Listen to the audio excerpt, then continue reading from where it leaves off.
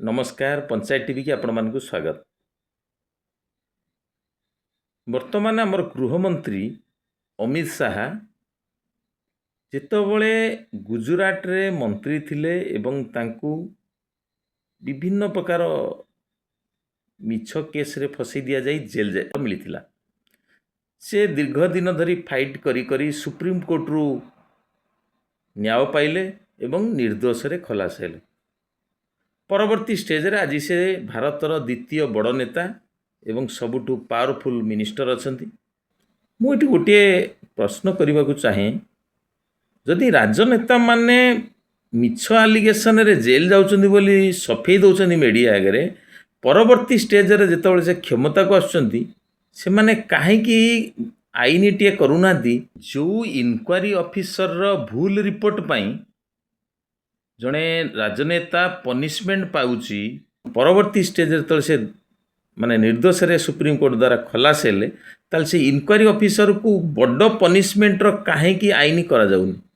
जदि inquiry officer उपरे दृढ़ कार्यानुष्ठान निया जानता बा स्वतंत्र आईन आसंता, जदि इनक्वारी ऑफिसर माने भूल इनक्वारी करिवे एवं जो लोकटीए सफर हेची एवं जीवन कटेची बहुत दिन धरी जेल रे, तांकर संपूर्ण कंपेनसेशन तार मानसिकता एवं शारीरिकर जो क्षति होती ता समस्त व्यय से इनक्वारी ऑफिसर देव एवं तांकू मध्य चाकरी हटा जाई जेल दंड मिलिबो।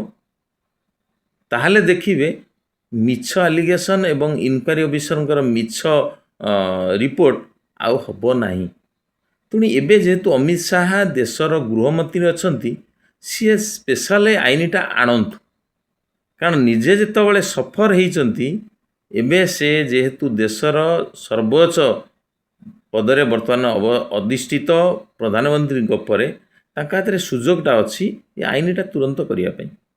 नचेत आम मान भाया साधारण जनतार माइंड रे आसीबो जे एमाने जेतबेले जाइथिले जेल निश्चित भूल करथिले जाइथिले, परवर्ती स्टेज रे धरा छुआ एपट सपट करी कोर्ट द्वारा खलास होइचंती।